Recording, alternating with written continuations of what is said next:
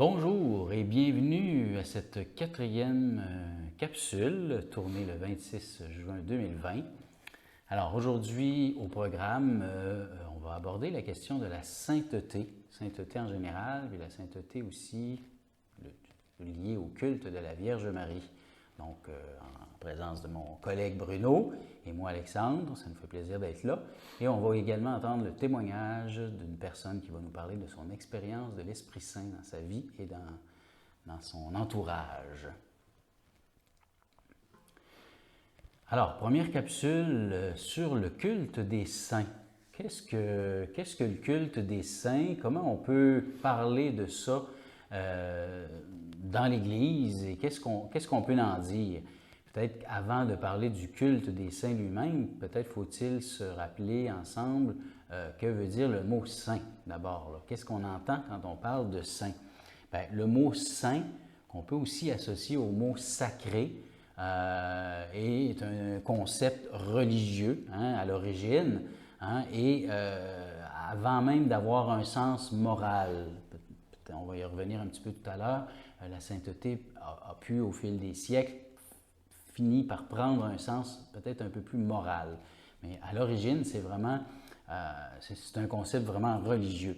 Dans l'Antiquité gréco-romaine, dans l'Antiquité hébraïque, puis j'ai envie de dire dans l'Antiquité de toutes les peuplades et les nations du Moyen-Orient et de la Méditerranée, du temps de l'Antiquité. Donc, tout ce qui est saint ou sacré, c'est vraiment du domaine de Dieu ou des dieux ou de la divinité, et c'est séparé de l'humanité. Quand on regarde les divinités grecques et romaines, tout ça, les dieux sont vraiment dans le ciel, dans une zone qui est sacrée. C'est là que ça se passe, puis il y a les humains en bas qui ne sont pas dans la zone sacrée. En gros, c'est ça, et il doit y avoir une communication qui se fait pour rejoindre la divinité, principalement par des sacrifices, on va y revenir. Les dieux sont lointains et souvent inaccessibles, sinon que par des images ou des représentations qui sont souvent elles-mêmes considérées comme la divinité. Le sacré ou la sainteté se distingue aussi du profane. C'est comme les antagonismes ou des antonymes, je ne sais pas comment dire ça. C'est pas opposé, mais c'est les deux pendants. Il y a le sacré d'un côté qui se distingue avec une ligne, une frontière, et il y a le profane qui est de l'autre côté. Le divin se distingue aussi de l'humain. Je l'ai dit tout à l'heure, les dieux sont en haut et les humains sont en bas. Et il y a une distinction, il y a une démarcation. La sainteté, on peut résumer en disant que la sainteté, c'est la distance qui existe finalement, toujours dans l'Antiquité et dans les religions antiques, qui existe entre Dieu et l'humanité, le sacré et la sainteté. Le nom de Dieu lui-même, surtout dans le judaïsme de l'époque, est tellement sacré que le nom lui-même n'est pas prononcé. Et encore aujourd'hui, dans le judaïsme, le nom de Dieu, qui est représenté par 4 lettres en hébreu, ce qu'on appelle le tétragramme sacré, n'est toujours pas prononcé. On ne sait même pas comment le prononcer et on le remplace quand on le voit par un autre nom, Adonai souvent, qui veut dire tout simplement Seigneur. Le nom de Dieu, justement, à l'époque, c'est l'identité même d'une personne ou de la personne de Dieu lui-même. Et c'est pour ça que le nom est sacré, parce que être capable de nommer quelqu'un, c'est le posséder d'une certaine façon, ou c'est de connaître son identité. Et comme on a déjà dit dans les capsules précédentes, l'identité ou le posséder Dieu n'est pas possible. Quand on pense attraper Dieu, Dieu est déjà ailleurs. La sainteté est toujours celle de Dieu. Quand on parle de la sainteté, et même des saints et saintes, on va y revenir, c'est toujours la sainteté de Dieu. On réfère toujours à la sainteté de Dieu. C'est Dieu est le seul saint. C'est lui le saint, par excellence. En Jésus, le rapport à la sainteté de Dieu passe à un autre niveau parce que le Dieu inaccessible, principalement le Dieu on va dire de l'Ancien Testament, qui était très lointain, s'incarne au milieu de nous. Dieu se fait homme. Donc la barrière du sacré se rétrécit d'une certaine façon, se rapproche. Dieu se fait homme, et la sainteté de Dieu peut donc se manifester et donc se palper, on va dire ça comme ça, en la personne de Jésus. En Jésus, nous apprenons à devenir saints comme lui est saint, comme Dieu est saint. C'est Saint Jean qui nous dit ça dans son évangile. Puisqu'en la présence de Jésus et à sa suite, nous pouvons nous approcher du Dieu 3 fois saint. On emploie un terme pour parler de cette suite de Jésus et de cette suite ou cette recherche de la sainteté. On parle de disciples, bien sûr, mais il y a un autre mot qui est peut-être beaucoup plus fort, qui est consacré. D'ailleurs, le mot sacré, donc consacré ou consécration, qui veut dire être sacré avec, ou être dans le sacré de Dieu, entrer dans le sacré ou dans la sainteté de Dieu par l'offrande de ma vie, parce que je donne ma vie, et il y a encore un autre terme qu'on emploie, qui est le terme sacrifice, qui lui aussi veut dire faire du sacré. Alors, malheureusement, la signification du sacrifice est souvent très négatif de nos jours. On pense que c'est un renoncement, puis c'est bon, il faut faire un sacrifice, puis c'est quelque chose d'un peu qui n'est pas très positif. Alors que le terme sacrifice, quand on le prend au sens premier du terme et au sens plus littéral, surtout étymologique, c'est faire du sacré. Rendre sacré ma vie en me mettant à la suite du Christ pour apprendre de lui à entrer en communion avec Dieu. Alors c'est très beau. Et on touche du doigt, justement, on commence déjà à toucher du doigt un petit peu l'esprit de la sainteté tel qu'on va en parler dans l'Église. Donc, on apprend du Christ parce qu'il est lui-même le premier consacré. Il est lui-même le sacrifice, comme on va dire, l'agneau offert. Bon, je ne rentre pas dans toute cette sphère-là, mais le sacrifice de Jésus, il fait du sacré de sa vie en s'offrant lui-même au Père, et nous, en entrant dans ce sacrifice-là, en offrant nos vies aussi, on prend part d'une certaine façon à la sainteté de Dieu. On peut parler maintenant de la sainteté, justement, des hommes et des femmes qu'on appelle des saints plus communément dans l'Église. On peut voir que dans l'Église ou dans la parole de Dieu, d'abord, Paul, il s'adresse plusieurs fois aux églises qui l'accompagnent, les Philippiens et d'autres églises. Il dit « Salutations aux saints de l'Église de Corinthe, aux saints de l'Église de Philippe, et ainsi de suite. Pour bien montrer que la sainteté, c'est la fidélité aussi au Christ. Donc, Paul salue ceux qui sont fidèles, ceux qui ont la foi en Jésus, et qui ont choisi de le suivre, de marcher à sa suite et d'apprendre de lui à devenir des consacrés, des saints. En Jésus, le véritable saint est celui qui prend sa croix et qui marche à sa suite. Dès les premiers temps de l'Église, on vénérait les martyrs. Ça a été très rapide que les premiers chrétiens vénéraient ceux qui, pour des raisons politiques souvent, mouraient ou étaient mis à mort à cause de leur foi en Christ, étant considérés comme une menace pour l'État, souvent. Bien, les premiers chrétiens ont vénéré ces gens-là comme étant une image, peut-être pas parfaite, mais une image du Christ qui s'offre. Et en cela, bien, les premiers chrétiens reconnaissaient une sainteté dans la façon dont ces gens ont donné leur vie. Les premiers témoignages qu'on a d'un culte réellement au saint, comme on l'entend peut-être aujourd'hui. Aujourd'hui, c'est la fête de Saint Jean-Baptiste, aujourd'hui, c'est la fête d'un saint ou d'une sainte qu'on a dans notre calendrier, bien, remonte plus ou moins, en tout cas, les premiers témoignages qu'on en a remontent au milieu du 2e siècle. Donc, c'est quand même très ancien qu'on a des traces.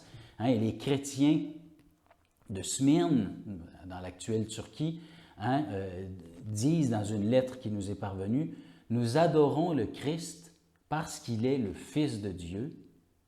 Quant aux martyrs, c'est en leur qualité de disciples et d'imitateurs du Seigneur que nous les aimons. » Alors, je trouve que c'est un bon petit résumé déjà.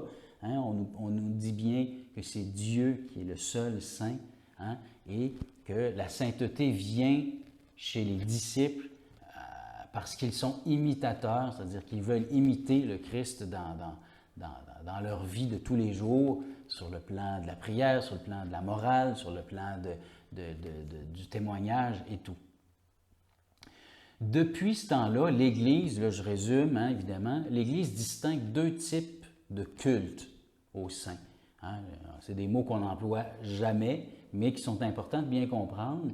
Puis Bruno en a fait référence la semaine dernière quand il a parlé des statues et des images, hein, le culte de latrie et le culte de Duli. Hein, c'est des beaux petits mots. Hein? Latrie qui vient d'un mot grec qui signifie tout simplement le culte ou l'adoration. Hein? Ce type de culte signifie l'adoration due exclusivement à la Sainte Trinité, à Dieu. Et le mot latrie, on l'entend peut-être dans un autre mot qui est l'envers du culte de latrie, qui est l'idolâtrie, justement. Hein, l'idolâtrie qui vient de 2 mots grecs pour image et adoration, qui signifie dans le fond l'adoration rendue à une représentation de Dieu elle-même. Hein, une représentation elle-même de Dieu. Donc, on en a parlé un petit peu la semaine dernière pour les statues ou les images. On n'adore pas l'image, on n'adore pas la statue, on adore Dieu dans la vie d'un saint ou d'une sainte qui s'est manifesté dans la vie d'un saint ou d'une sainte, où on adore une représentation de la scène d'une scène de l'Évangile mais on n'adore jamais l'image elle-même ou un objet ou une statue. L'autre culte, c'est le culte de Duli, qui lui vient d'un mot grec aussi, qui veut dire tout simplement serviteur. Hein? Ce type de culte signifie la vénération rendue au serviteur, au saint de Dieu. Hein? Le culte, voilà, donc la vénération. Je pense que Bruno avait fait la distinction aussi entre l'adoration qui est due à Dieu seul, on adore seulement Dieu. Et malheureusement, dans notre langage du Québec, on emploie souvent le mot « adorer ». Hein? On dit ça, j'adore la pizza, j'adore le chocolat, j'adore... Mais dans le fond, on ne devrait pas dire ça parce qu'on adore seulement Dieu. On peut aimer le chocolat, on peut le vénérer peut-être, mais on ne l'adore pas, même si c'est bon. Alors, mais on peut vénérer les saints, c'est-à-dire qu'on adore Dieu en vénérant son œuvre, dans le fond, dans la vie d'un saint ou d'une sainte. Et on parle du culte, je ne sais pas si Bruno va en parler, du culte d'Hyperdulie, qui lui est rendu à la Vierge seulement. Le Martyrologe est un livre qui recense tous les saints et les saintes reconnus par l'Église universelle. C'est intéressant, ce n'est pas un livre qui traîne souvent, mais beaucoup de ressources en ligne qui nous permettent d'avoir un équivalent du Martyrologe. On peut trouver il y a des saints et des saintes qui sont vénérés, hein, ou fêtés, comme on dit, dans le calendrier de tous les jours de l'année, et même plusieurs par jour, là, si on trouve les bonnes ressources. La reconnaissance à la sainteté dans l'Église est un processus assez long. Hein, on parle d'une béatification ou d'une canonisation. Je ne rentrerai pas dans les détails, mais ce processus-là requiert de la recherche, puis requiert habituellement des signes particuliers de la part d'un saint ou d'une sainte. On parle souvent d'un miracle ou de miracles pour la reconnaissance, en plus, bien sûr, de ce qu'on appelle l'héroïcité des vertus, c'est-à-dire comment la personne a vécu sa foi concrètement et comment elle s'est mise à la suite du Christ. Il y a 3 niveaux, on va dire, de reconnaissance. Hein, être vénérable, hein, être bienheureux, bienheureuse, ou être saint, sainte. Et ça, c'est l'Église qui en fait le discernement.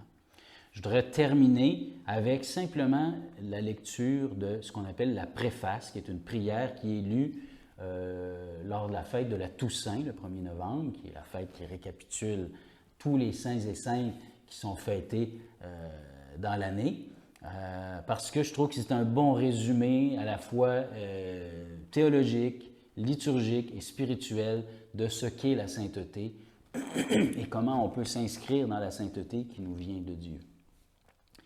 Nous te rendons grâce, Dieu éternel et tout-puissant, car tu es glorifié dans l'assemblée des saints.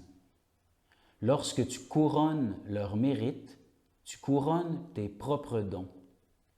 Dans leur vie, tu nous procures un modèle. Dans la communion avec eux, une famille. Et dans leur intercession, un appui.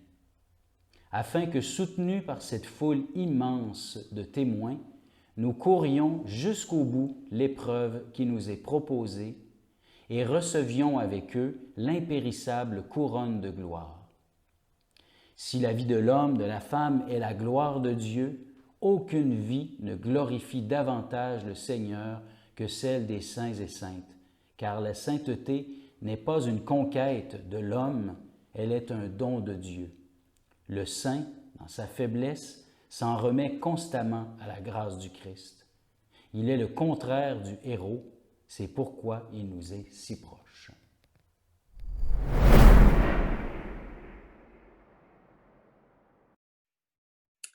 Je me suis fait poser une grosse question cette semaine, savoir comment l'esprit agit dans ma vie.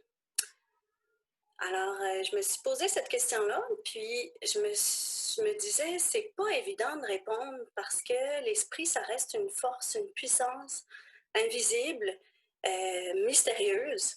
Puis, ça prend vraiment une grande attitude d'écoute, une grande intelligence du cœur pour reconnaître l'esprit agir dans ma vie. Cependant, dans mes expériences, je dirais qu'il y a parfois des signes, des manifestations qui me font croire ou qui me font sentir que vraiment, là, en arrière de tout ça, probablement c'est l'Esprit de Dieu, c'est l'Esprit Saint qui est à l'action. Puis, par exemple, c'est arrivé pas plus tard que cette semaine, je me posais des questions sur des engagements à prendre ou pas. Puis c'était pas clair, j'arrivais pas à me décider, j'arrivais pas à savoir quoi faire. Et puis dans la même journée, j'avais adressé ces questions-là à Dieu pour m'éclairer. Puis dans la même journée, je reçois 2 invitations par courriel de 2 personnes là, complètement différentes qui se connaissent pas. Et puis je lis le journal de Lévi, que je lis pas tous les jours, et il y avait un témoignage. Et les 2 invitations et le témoignage traitaient du même sujet sur lequel je me posais des questions. Et c'était vraiment des formes d'invitation. C'était vraiment des réponses, d'une certaine manière, aux questions que je me posais. Là, je me suis dit, drôle de hasard quand même. 3 invitations, 3 directions en lien avec les questions que je me pose la même journée. Ça se pourrait que l'esprit soit derrière tout ça. Et autour de moi, comment l'esprit agit? Encore une grosse question. Encore une fois, l'esprit, c'est un souffle imprévisible. Hein? C'est comme invisible toujours. Puis, d'après moi, en tout cas, c'est plus les manifestations qui vont faire sentir qu'en arrière de ce qu'on vit, il y a quelque chose de puissant qui est de l'ordre de la force de Dieu, de son souffle de vie, de son souffle de création. Concrètement, dans ma communauté, que ce soit dans la famille, au travail, dans mon quartier, j'aurais le goût de parler du Café La Mosaïque, qui est un milieu que je côtoie, puis qui pour moi fait témoignage de cette force-là, de cette vie de l'esprit. Témoignage dans le sens où il y a, à travers les relations qui se créent, à travers les initiatives, à travers il y a une croissance qui se vit, qui est une croissance humaine, qui est autant individuelle que collective et qui se répand en fait au-delà du cadre, qui se répand au-delà des activités en fait du café. Par exemple, quand je peux participer à un groupe de caféine pour l'âme, ben, il y a au travers des échanges, au travers de la spiritualité qu'on partage, de la fraternité, il y a une nourriture qui va m'habiter et que j'ai le goût de partager, que j'ai le goût c'est ça, de repartager, que ce soit avec, en famille, avec nos enfants, mon mari, que ce soit avec des amis, que ce soit parfois avec des collègues. Fait que ça anime nos échanges, ça nous pousse à creuser des questions de sens, des questions de profondeur, des questions d'amour d'une certaine manière, là, au sens large. Puis, c'est pas juste en parler, c'est que c'est comme une force qui pousse à l'engagement. Euh, c'est difficile hein, à décrire, mais toutes ces manifestations-là, cette vie qui goûte bon et qui c'est ça, qui vient d'ailleurs, puis qui me pousse à agir, ben pour moi, ça goûte, ça me fait sentir que l'esprit est pas loin, l'esprit agit, Dieu est proche de nous dans ces expériences de vie-là. Alors, merci beaucoup à Maude de nous avoir partagé son expérience.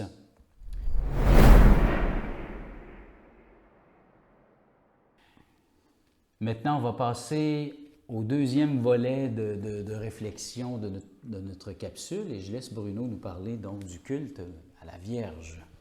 Merci Alexandre. Alors, tout ce qu'Alexandre a dit par rapport au culte des saints peut aussi s'appliquer à Marie.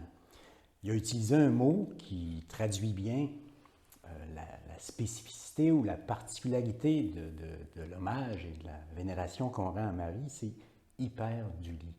Alors, le mot hyper, on sent que c'est quelques coches au-dessus. Pourquoi?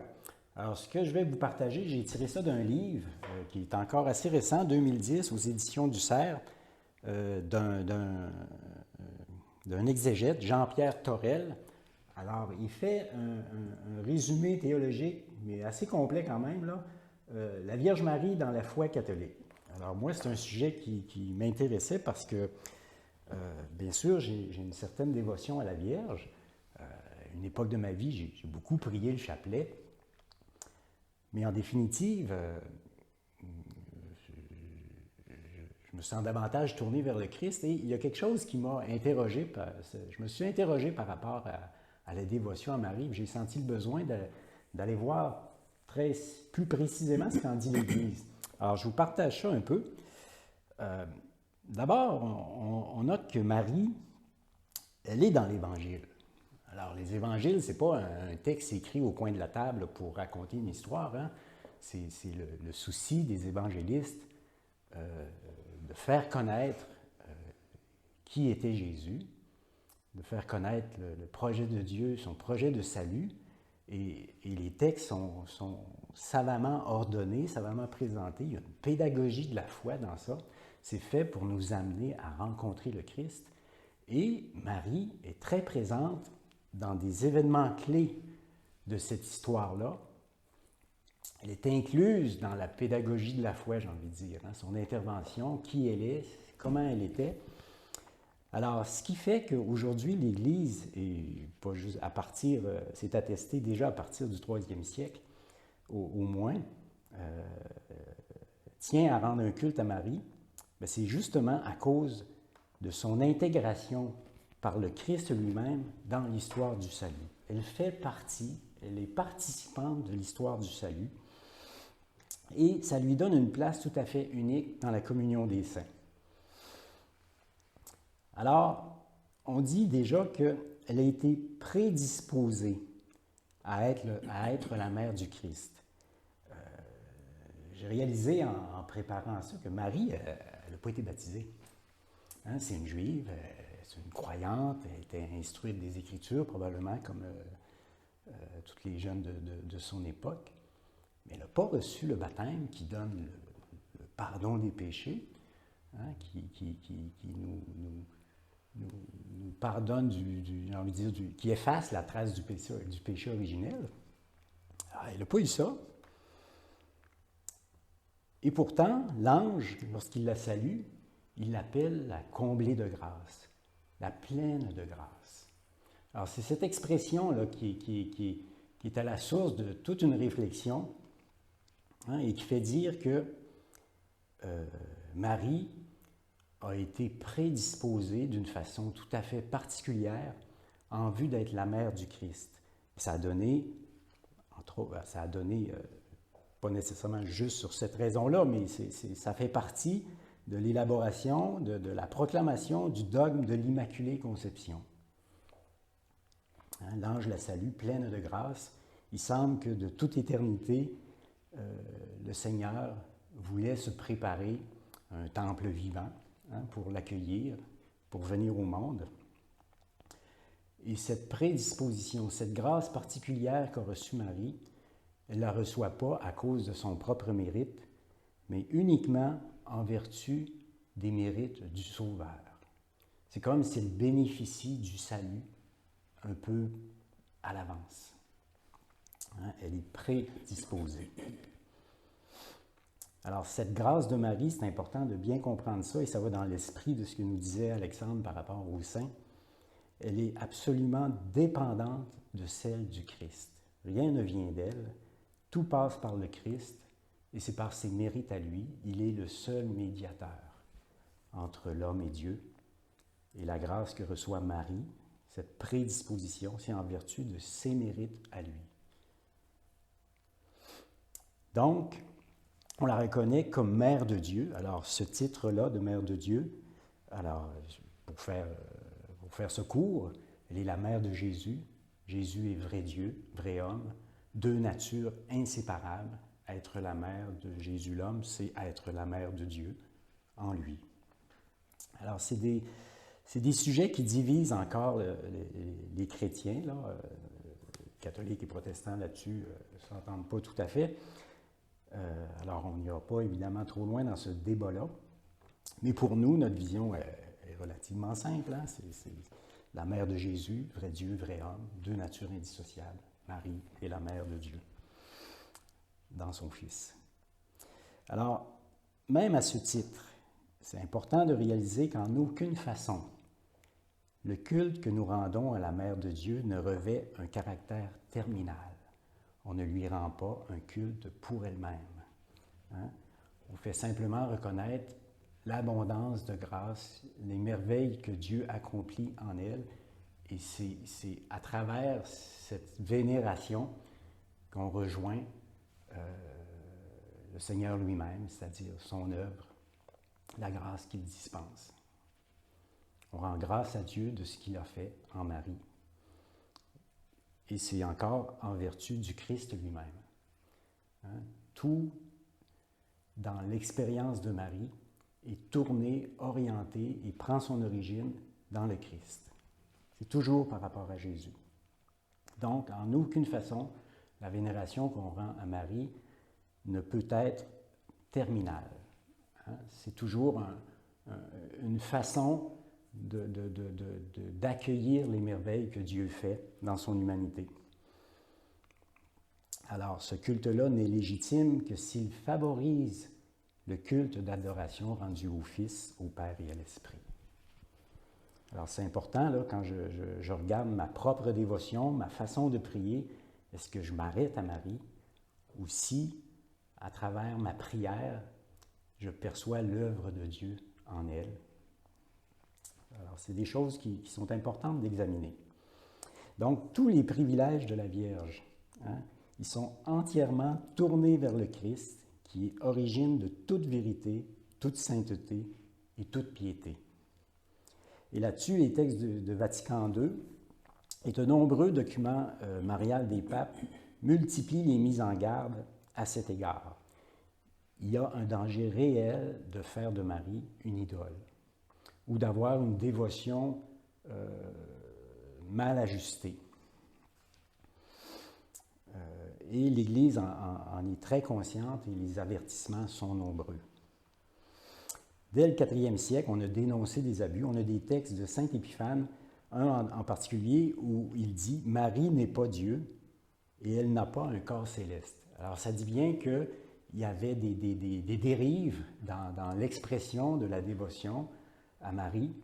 Et saint Épiphane a senti le besoin, et pas le seul, de remettre des choses à sa place.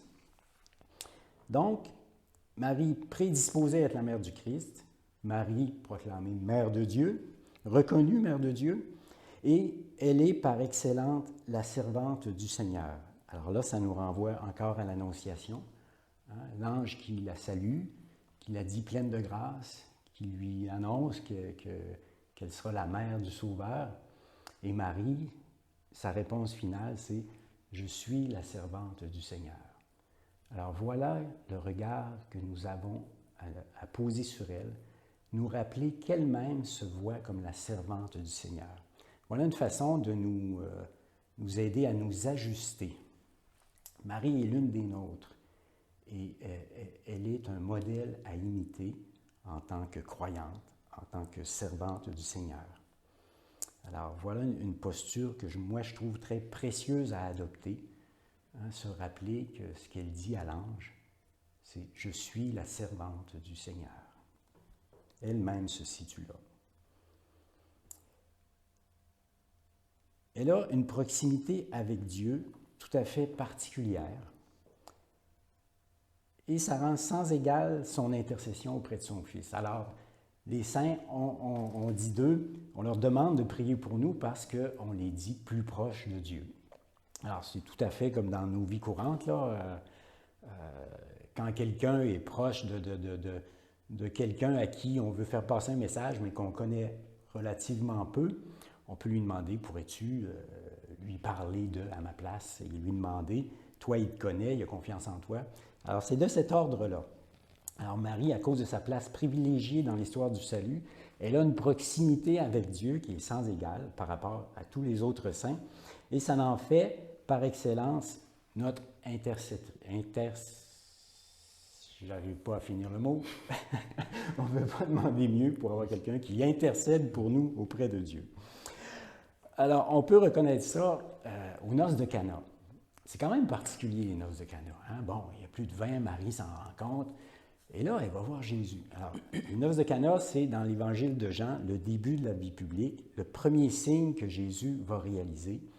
Et Marie est active dans cet événement-là. Hein? Elle lui dit, ils n'ont plus de vin. Alors voilà la demande, elle attire l'attention de Jésus sur un manque dans la fête, un manque de quelque chose d'essentiel.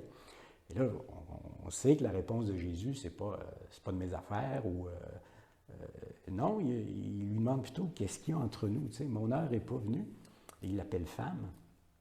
Et là, la réaction de Marie est quand même surprenante dans le sens que Jésus ne lui dit pas je vais m'en occuper. Et sa réponse est à côté de ça. Et là, elle va voir les serviteurs et elle dit « Faites tout ce qu'il vous dira ». Alors, il y a dans cet épisode, je pense, quelque chose de l'essentiel du rôle de Marie. Hein?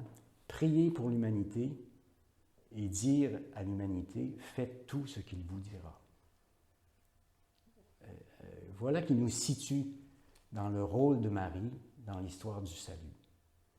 C'est elle qui elle intercède auprès de son Fils et de façon surprenante et insistante, presque, je ne dirais pas achalante, là, mais je la vois un peu comme ça. Là. Je sais, Jésus lui dit, écoute, à la limite, il dit, c'est pas de mes affaires.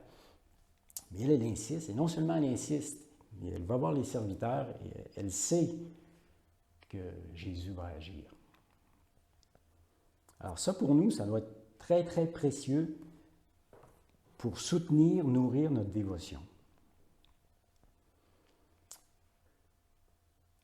Sur ce point, par rapport à l'intercession de Marie, vous avez peut-être déjà entendu l'expression qui dit que toute grâce passe par Marie. Alors, il y a des auteurs qui ont écrit ça. Alors, il semble qu'il y a des ambiguïtés là-dessus.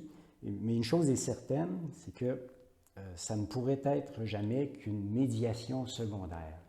Il est clair que le seul médiateur, le seul par qui on obtient la grâce, c'est le Seigneur Jésus, le Christ. Il faut voir les saints et Marie qui intercèdent pour nous comme une sorte de médiation. Le mot est mal choisi, mais en même temps, ça dit bien ce que ça dit, secondaire, c'est-à-dire qu'eux autres s'adressent au Christ. Alors, c'est un point aussi épineux. Il faut faire attention là, quand vous allez dans des rassemblements, des fêtes mariales ou des soirées de prière et que si vous entendez que toute grâce passe par Marie, il faut bien être conscient que le Christ est au-dessus. Hein? Ça passe par le Christ en premier et ce n'est pas interdit que Marie intervienne. C'est un peu comme nous, là, quelqu'un nous demande de prier pour lui. C'est clair que on va prier le Christ et c'est le Christ qui va agir.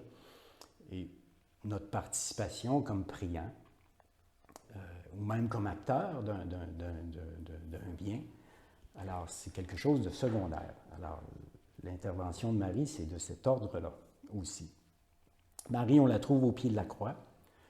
Alors, elle a suivi Jésus, elle a médité sur ces événements-là qu'elle a portés dans son cœur, elle est au pied de la croix. Et dans l'Évangile, les évangélistes prennent le temps de souligner que Jésus dit à Saint Jean, « Voici ta mère », et à Marie, « Voici ton fils », et que lui, il l'a pris chez lui. Alors, ce n'est pas anecdotique, ce n'est pas un moment anecdotique dans l'histoire du salut, et son rôle, sa participation est mentionné. Elle est présente aussi à la Pentecôte, hein, au Cénacle. Alors, ça aussi, c'est mentionné. Alors, elle est là et elle reçoit l'Esprit. Puis finalement, toute cette intégration à l'histoire du salut a amené l'Église à définir le dogme de l'Assomption. Alors, c'est un écho direct de l'Immaculée Conception. La conséquence du péché, c'est la mort. Si Marie a été préservée la marque du péché originel, bien, la mort n'a pas le même impact sur elle. Alors, c'est vraiment une conséquence logique dans la réflexion théologique que Marie, encore un mot qui m'échappe, les églises d'Orient vont parler de la dormition, hein, comme si Marie, a un passage, c'est comme si elle s'est endormie, puis elle a été amenée au ciel. Alors on dit qu'elle est au-dessus des anges, au-dessus de tous les saints, et qu'elle a une proximité au ciel sans égale avec Dieu, oui, une proximité sans égale, et que sa place finalement est juste après le Christ. Alors quand on parle de proximité, évidemment, il y a une vision un peu hiérarchisée du ciel, là, mais qui est aussi dans l'histoire de l'Église. Hein? Alors c'est un peu pour toutes ces raisons que l'Église non seulement favorise, mais a intégré Marie, les fêtes mariales dans la liturgie, à cause de sa place dans l'histoire du salut. Et il y a quelque chose aussi d'une obéissance en lien avec la promesse du Magnificat. Hein? Marie, quand elle va visiter Élisabeth, elle dit « Tous les âges me diront bienheureuse, car le puissant fit pour moi des merveilles. » Alors, le culte marial s'inscrit dans ce qui semble être un désir de Dieu, que tous les âges disent de Marie qu'elle est bienheureuse. Alors, il y a quelque chose d'une obéissance à la parole dans la fidélité à l'Église de rendre un culte à Marie. D'ailleurs, on récite le Magnificat tous les jours au Vêpres. C'est intégré dans cette liturgie. Alors, dans la liturgie, l'Église a conservé aujourd'hui 4 grandes solennités. 8 décembre, l'Immaculée Conception. 1er janvier, Marie, Mère de Dieu. 25 mars, l'Annonciation du Seigneur. Et le 15 août, l'Assomption. Alors, ça résume,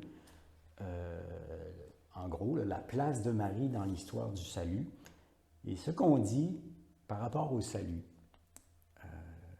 c'est que la dévotion à Marie est laissée libre à chacun. Mais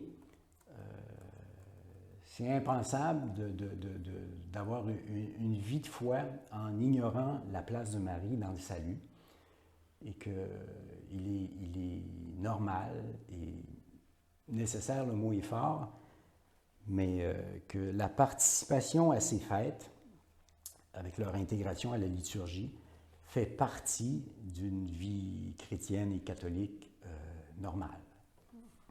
Alors, voilà, en gros, pour le culte marial. Qu'est-ce qui le justifie? Quelle forme il prend un peu? Comment ça s'intègre à l'Église? Reste à voir pour chacun de nous comment ça s'intègre dans notre vie. Alors, ce que j'ai envie de vous proposer pour la suite, d'abord de revoir un peu comment vous vivez votre relation à Marie. Est-ce qu'elle est ajustée en lien avec ce qu'on vient de dire, avec la dévotion aux saints et tout ça? Et je vous propose de confier cette dévotion-là au Seigneur lui-même. Hein? Ce que dit l'Église, c'est que Dieu lui-même a voulu que Marie soit partie prenante, soit active dans l'histoire du salut. Il en a fait sa mère. Et quelle vénération veut-il pour elle, dans ma vie à moi particulièrement? Alors, Seigneur,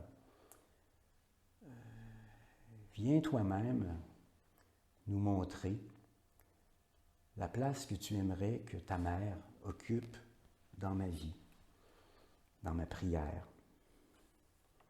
Comment veux-tu que je la fréquente? Qu'est-ce que tu veux que je lui demande? Quelle place veux-tu que je lui donne dans ma vie? Béni sois-tu pour Marie, celle qui a cru, celle qui est ta servante, Seigneur.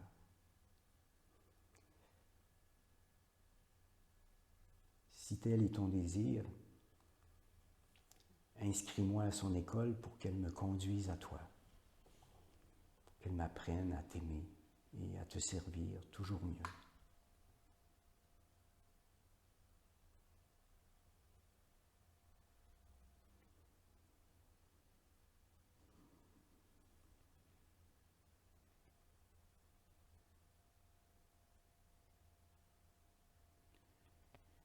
Que la Vierge Marie et tous les saints et saintes que nous pouvons vénérer soient pour nous un témoignage de ta grâce, de ta miséricorde, de ta bonté, de ta force, de ta sagesse, de ton discernement. Merci pour toutes ces lumières que tu mets sur notre route pour nous aider à te voir, toi, le seul saint, et à apprendre par l'exemple à marcher à ta suite, comme ils ont pu le faire en se donnant à toi, Seigneur, de multiples façons.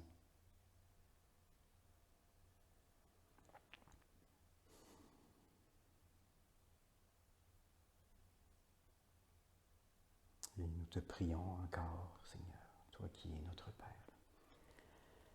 Notre Père, qui es aux cieux, que ton nom soit sanctifié, que ton règne vienne, que ta volonté soit faite sur la terre comme au ciel. Donne-nous aujourd'hui notre pain de ce jour.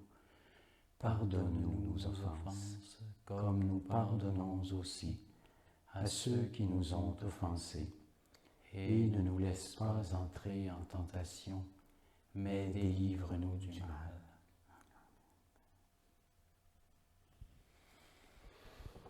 Alors, merci beaucoup, Bruno. Merci, Alexandre. Très intéressant sur les saints, les saintes et la Vierge Marie. Ça nous donne, j'espère en tout cas, que ça nous donne du gaz pour continuer à scruter donc ces questions d'Église qui sont intéressantes.